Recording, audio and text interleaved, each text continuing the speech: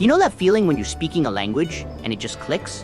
When it starts to sound fluid, natural, really Italian?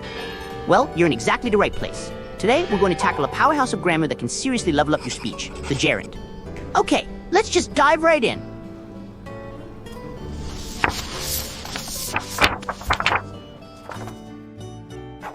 Take a look at these two phrases. First up, sbagliando si impara, which basically means by making mistakes one learns. And the second one, essendo arrivati tardi, meaning having arrived late. So what's the connection here? What's the little piece of grammatical magic that ties these two together? You guessed it. The answer is il gerundio, the Italian gerund. And listen, I know what you might be thinking. Grammar. Ugh. But trust me on this one. This is not some boring, dry grammar point. It's more like a secret weapon.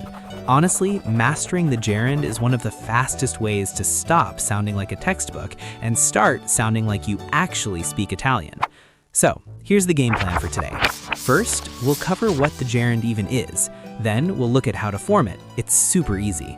We'll touch on the simple uses you probably already know, and then we'll get into the really cool stuff. It's 5 key functions. Ready? Let's do this.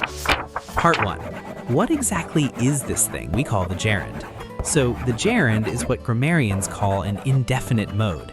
That sounds complicated, but it just means the verb form itself doesn't tell you who is doing the action. Think about it. If I say vado, you know without a doubt that I go. But if I just say andando, going, well, who's going? Me? You? My grandma? We need more context to figure it out. All right, part 2. How do we actually make the gerund? This part is super quick, I promise. For the present tense, you've only got 2 endings to remember. For your are verbs, you just swap that out for andando. So lavorare becomes lavorando. See? Easy. And for both ere and ire verbs, you use endo. Prendere becomes prendendo. Now, there are a few little irregulars, like facendo from fare and dicendo from dire, but that's about it. Now, for the past tense, it's even easier. You just take the gerund of avere or essere, so that's avendo or essendo, and pop the past participle right after it. So you get avendo lavorato, having worked, or essendo partito, having left. And that is literally the entire formation. Now, let's talk about the 2 most common ways you'll see them used. I think of these as the easy wins. The first one is the one everybody knows, using stare with the gerund. Cosa stai facendo? What are you doing? It's the progressive tense, pure and simple.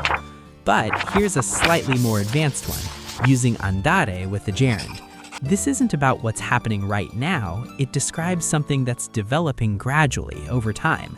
So if you say, la situazione va peggiorando, you're painting a picture of a slow, steady decline. It's a really subtle but super powerful distinction. Now we get to the real heart of it. The gerund lets you replace whole, chunky clauses. Basically, it can answer a bunch of questions for you in just one word. When, why, if, how, and even although. First, the temporal function. Instead of saying mentre tornavo a casa, you can just say tornando a casa. It's just cleaner. Next is the causal function, which tells us why. Non avendo soldi is just a much slicker way of saying since we don't have any money. It makes you sound way more advanced. Now, here's a puzzle. Facendo la doccia la sera risparmio tempo. Does that mean if I shower at night or because I shower at night? The answer shows you something fundamental. Context is everything. Language is about real human communication, not just memorizing rigid rules. So, what's the big takeaway here? The gerund is so much more than just an ing verb.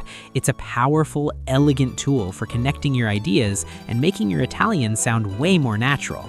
And hey, essendo arrivati alla fine, since we've reached the very end, there's really only one thing left for you to do. Get out there and start practicing. Thanks for watching, and I'll see you in the next one.